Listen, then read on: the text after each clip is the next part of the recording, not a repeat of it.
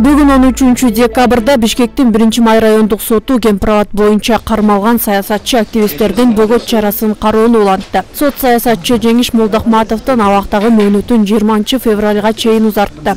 Молдохматов тергөөсү жок эле сотко алынып келип жатканын айтты. Биринчиден бул бийликтин кезектеги шоу концерти. Мен айтам, муну мен Төңкөрүш гейт деп атагам. Себеби бийликке каршы сөз айткан позициясы өзгөчө Кемпир-Абад боюнча берилбесин, бул кыргыздыкы деген адамдын баарын оозун жаап, буларды тынчытыш максат болгон. Тергөө жүргөн жок. Болгону бир гана жол чакырды.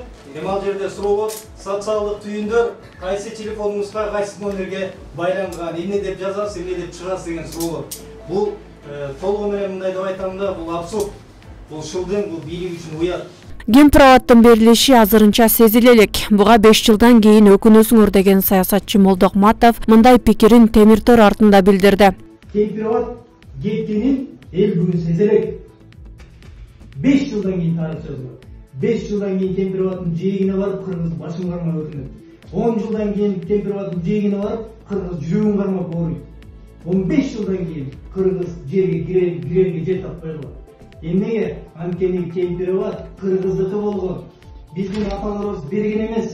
Аны бийлик жалган жала менен мына булар душман болду, булар калп айтып атат. Булар тетиги 60-жылы билип кеткенде калп нерсени айтышты.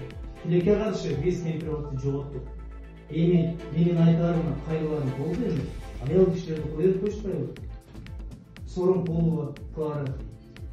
Айша Сатырбаев, Гүлнара Жорабаев, Суранова, Карасаратова, тырмактай болгон, кызындай болгон Орозай Мазматова. Түрмөнүн шарты боюнча соотпайсыңар. Түрмөдө гана шарт болот. Эч кандай жакшы шарт болгон эмес, болбойт да. Тем более 48-жылы салынган. Аял кишилерди колдоп атат. Бүгүн Кыргызстанда бийликте турган, бийиктикте турган эркектерден намыс кеткен экен. Аялдарды аябай калган экенбиз. Мейли эркектер чыдайлы, мейли көтөрөлү. Мен себепти башынан баштап бийлик келгенден баштап колдонгон. Бирок жок деген ушу энелерин аяп койсо болот. Райондук сот ошондой эле жогорку кеңештин мурдагы депутаты Кубанычбек Кадыровдун дагы камактагы мөөнөтүн 2 айга узартты. Кадыров жок дегенде абактагы айымдарды бошотуп коюуну суранды. Кыргыздар качан апаларын, кыздарын, айымдарын кордочу эле кыргыздар. Кыргыздын салтында, ада салтында жок да, туурабы? Ошон үчүн ушу жаңы жылдын алдында жок дегенде жанакы кыздарды, айымдарды үй камагына жаңы жылдын астына чыгарып койсун. Эмне үчүн дегенде балдары ыйлап атат, кичинекей балдар да бар экен. Бул туура эмес. А биз жигиттер, мен, например, мен чыдайм. Мен түрмөдөн коркпоймун. Мен саясатчымын. Мени саясатчыга катары эле камап атат. Мен эч кандай кылмыш кылган эмесмин. А бүгүн кандай чечим чыкты ойлойсуз? Эми ал түшүнүктүү да. Кандай үмүтү жок шайтан дейт, эми бирок баягы түшүнүктүү да. Тиги мен эмес, тиги кыздарды, айымдарды, апаларды уже 70ке чыккан, тиги тайыне чоң апа болгондорду камап аткандан кийин анан мындай бир эме күтүп кереги жок. Бирок мен ууру кылып отурган жокмун. Мен коррупция кылып акча жеп алып отурган жокмун. Мен Кемпир-Абадты колдоп, кыргыз элин колдоп, ушу кыргыздын суусу жери калсын деп туруп, ошон үчүн жана тегерек столго барган үчүн мыйзамсыз камалып отурам. Ушундай эле айып тагылып жаткан жарандык активист Эрлан Бекчуроо уулу дагы абактагы мөөнөтү узартылып 20 февралга чейин камакта калтырылды. Активист эч бир күнөөсү далилденбей эле отурганын айтты. Болгону тергөө иштеринде силер революция кылмак турбайсыңар, эмне кылып кылмак элеңер деп атат. Биз болгону айтып атабыз, революцияны мынтип кылбайт деп атат. Кылбайбыз деп айтып атабыз. Болгону биздин комитетти түзгөндө булар болсо Кемпир-Абад коргоо комитетин түзгөндө ошондон гана коркушту. Ошо менен кошулуп биз булар айтып атпайбы, Кемпир-Абадты коргоо комитетин түзүү менен булар кантип эле элдин башын айлантышмак, шылтоосу ушул болду депчи. Мунун баары өздөрү коюлган жомокторго булар өздөрү ишенбейт. Эч ким муну далилдеп бере албайт. Бүгүнкү күнгө чейин эч нерсебизди далилдеп бере албайт. Жок дегенде колубузга бир нерсе карматсын да. Мында сени үйүңө монча таптым, сен мында революция кылмаган экенсиң, же монда бир далилдер бар экен деп. Мен болгону Кемпир-Абадты коргоо комитети түзүлдү деп жазылган үчүн ошону мына кылмыш катары көрүп атышат. Буга чейин ушул эле иш боюнча Азимбек Бекназаров 23 февралга чейин активисттер Илгиз Шамянов, Улукбек Маматаев, Али Шабдан, Чыңгыз Капаров, Марат Баязов, Бүтүн Кыргызстан партиясынын саясий кеңешинин мүчөсү Акыл Айтбаев, Талас облусунун мурдагы башчысы Айбек Бузурманкулов, журналист Айданбек Акматов жана экс-депутат Орозайым Нарматова дагы 20 февралга чейин камакта калган. Эскерте кетсек, 23 октябрда Гемпроваттын коңшу өлкөгө берилишине каршы чыккан оппозициялык маанайдагы 30дай саясатчы массалык түрдө камакка алынган. ИИМ аларды массалык башаламандык уюштурууга айыптап жатат. Поиск товаров и услуг высокого качества – это трудный процесс. Огромное количество объявлений в хаотичном порядке, бесчисленное множество сайтов и спам. Эти проблемы решены. Fractal Help – это уникальная, интуитивно понятная платформа с базой данных, объединяющей все направления самых востребованных услуг, товаров и производителей. Это не только самая удобная база данных с классификацией по всем категориям услуг и товаров, отвечающая потребностям пользователей, но и платформа для добавления лучших компаний во всех направлениях. Архитектура, медицина, образование, социальные услуги, туризм, промышленность, а также ряд других направлений. Предусмотрены удобные настройки для эффективной рекламы вашей компании. Помимо этого, Fractal Help предоставляет доступ к узким направлениям в каждой из категорий.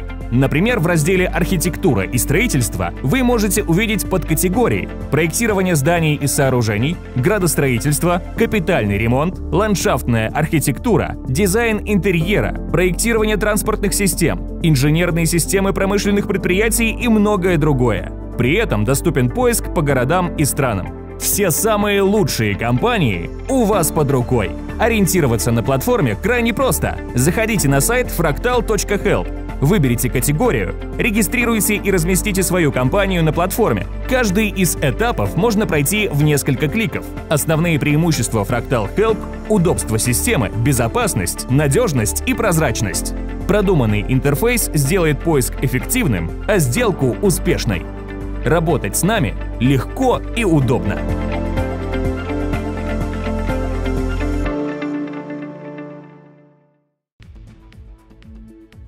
Депутат Эмиль Жамгырчиев атасынын оорусуна байланыштуу эмгек өргүсүнө чыкты.